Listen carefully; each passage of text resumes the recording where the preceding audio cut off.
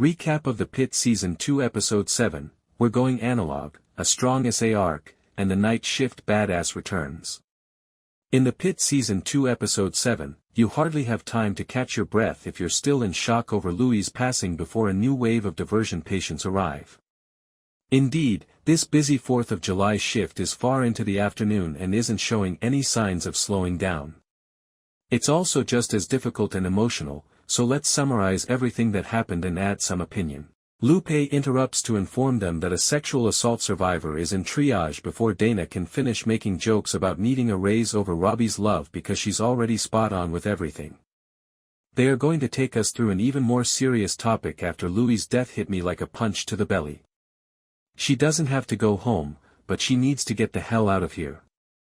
McKay tells Robby that Roxie wants to stay there instead of going home. Sir Robby.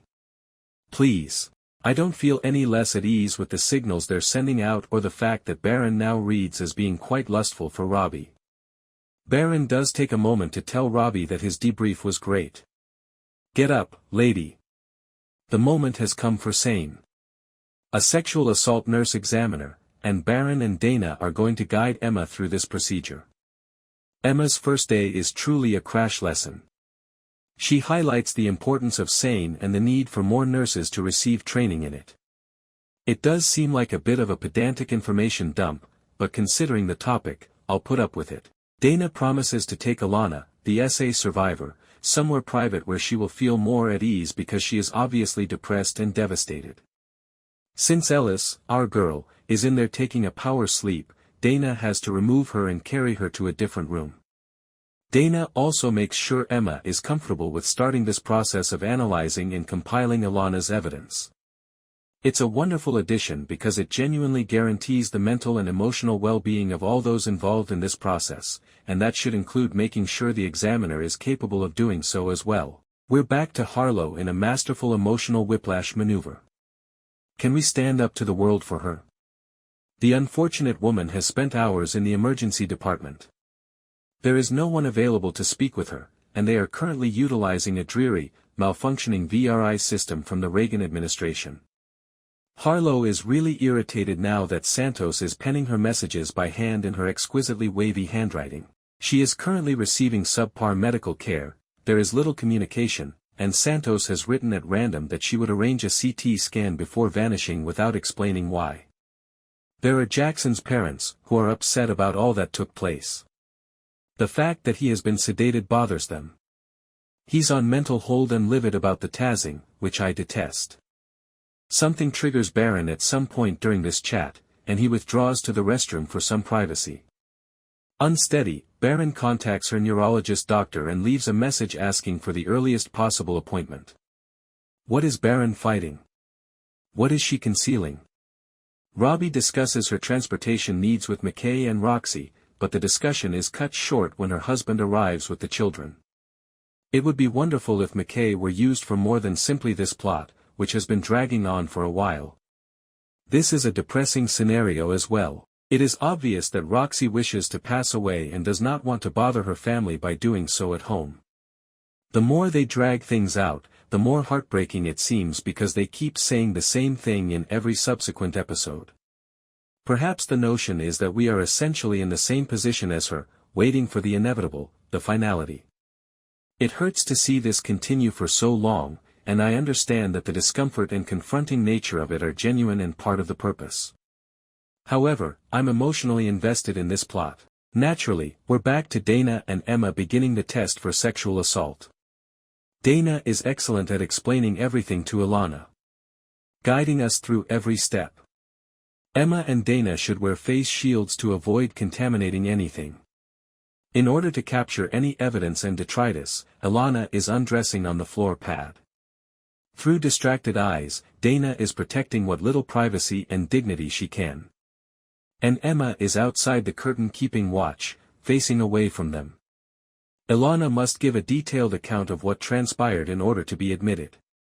She was attacked while attending a barbecue. It's horrifying. Our favorite night shift cowboy makes his entrance as we switch to the busy ED. It appears that Sean Hatosi moonlights with the police and helps them when they are under active fire, which is why he is wearing camouflage and police gear on this particular day. What is there that Abbott doesn't do? Under active fire, he apparently conducted an intubation. Rescuing a patient during a botched armed robbery. Santos comments about how fierce he is.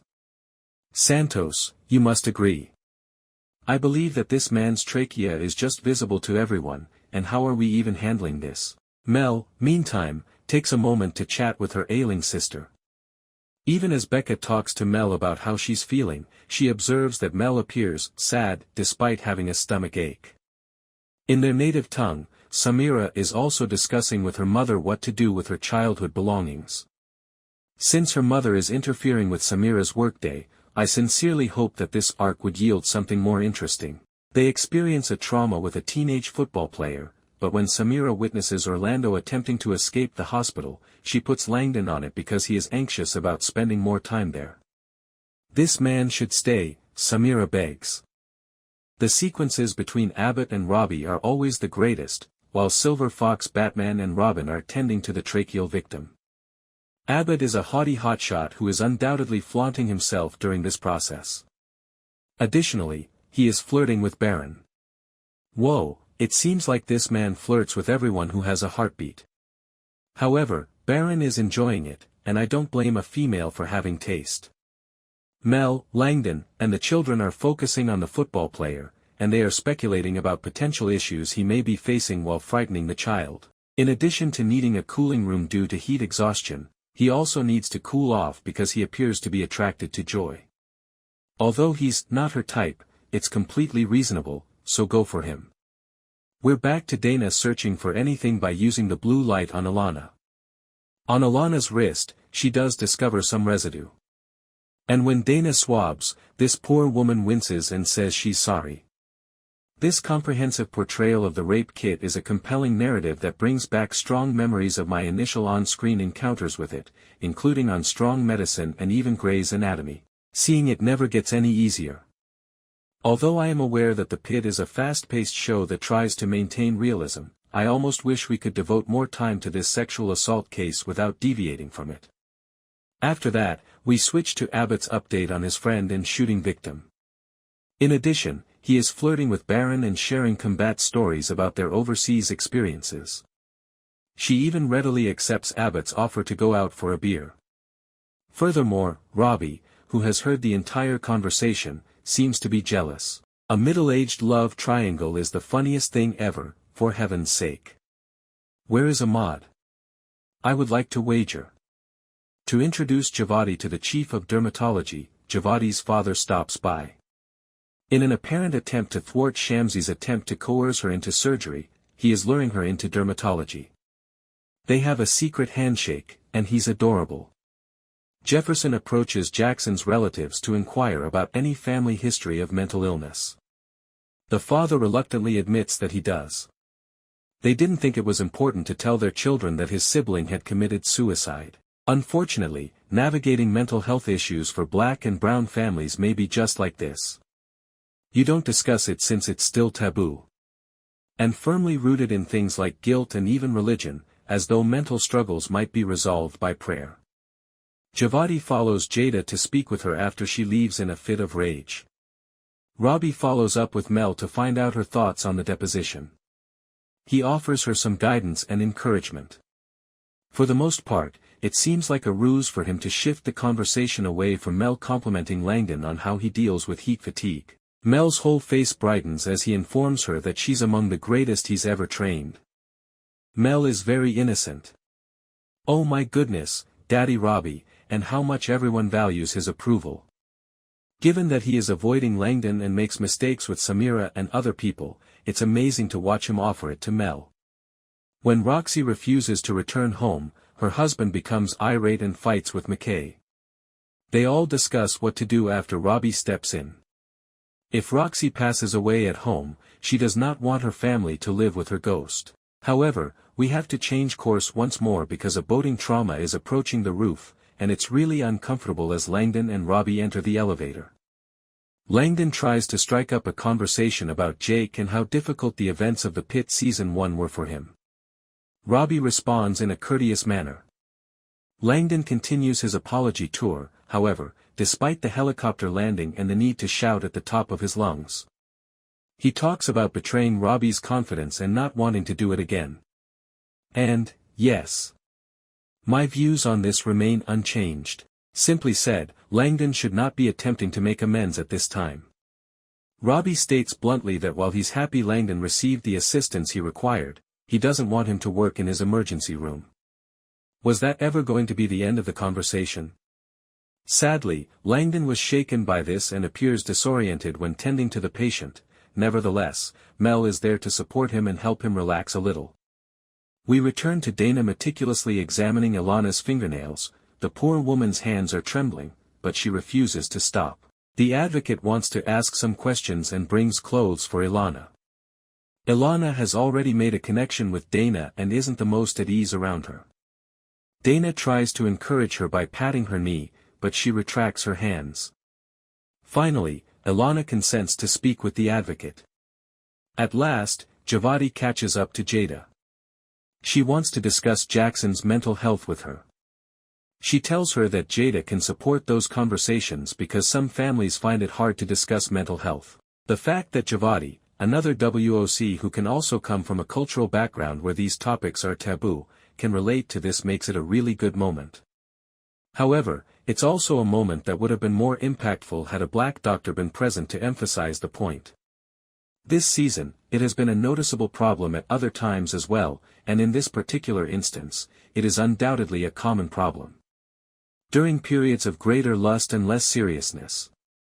At last, we get that well-known Abbott/Samira scene in which she opens a room's curtain to reveal him changing and shirtless. I am seeing exactly what I need, superficially and personally, but she is still searching for Orlando. She's assisting him in treating a bullet wound to his shoulder during all that action, which is typical Abbott behavior. Why do you do this? She asks him. It's a wonderful thing to ask when your job is so demanding and stressful. Abbott, I needed a hobby, according to my therapist. Abbott, oh. However, he's also the ideal person for Samira to discuss this with because of his reputation for going off-book and rogue when it comes to aiding his patients. He offers to pay for it himself and instructs her to take an Uber to deliver the items to Orlando's residence. Robby's hilarious reaction, which should be a dozen different memes at this point, comes as he passes by and notices the wound being cleaned and the shirtless situation. Fun times. Give the Mohabit shippers a feast. After Santos successfully manages two distinct traumas, Baron provides her some much-needed encouragement and recognition. Perhaps this is the reason she steps up to see how baby Jane Doe is doing when she begins to scream. She approaches Jesse as though he should press a button to stop Jane Doe from wailing, and it's obvious that she has no understanding of infants, but are we shocked? As a baby, she most likely detested herself as well. When she says she knows why she was abandoned there, is it funny? Absolutely. Santos peak. She also manages to croon a lullaby to the infant. She has a beautiful voice. The infant ceased to weep. Santos is also an absolute natural. After they have their patient under control, Langdon tries to speak with Robby once more, but Robby dismisses him. Please read the room, baby. Simply put, I feel ashamed now. Robby turns to look at Santos, who is acting like a baby whisperer. He begins by asking how she is doing with the patients, but it's clear that his true concern was whether Langdon has yet to apologize to her. Then they start talking about Whitaker, and it's hilarious how they've turned into such gossiping friends. Robby is in awe as she spills all the beans regarding Whitaker and the farmer widow. Robby appears to share Santos's concern that Whitaker is being overworked and that he doesn't want to witness this woman taking advantage of him. When they finally obtain a real interpreter for Harlow, she informs him that they tried that VRI garbage and that it has been a disaster. What does Santos do, though? Become irritated and leave them to discuss it. It's frustrating that Santos has handled Harlow more like a hassle than a patient. Ilana claims she wants to stop Dana from doing a pap smear. She claims she wants to put an end to the entire situation because she is clearly traumatized. All of her pals are acquainted with the man who sexually assaulted her. She tries to explain what occurred to her and absolve him of responsibility, but Dana manages the situation flawlessly. Dana sobs as Emma pulls Alana away, and you can hear the sorrow in Alana's voice. But at this moment, we must all lock in. The CEO of the hospital shows up dressed for summer to announce that Westbridge and other hospitals were the targets of a cyber attack. Numerous attacks have been stopped by IT, and diversions might continue until the ransom is paid.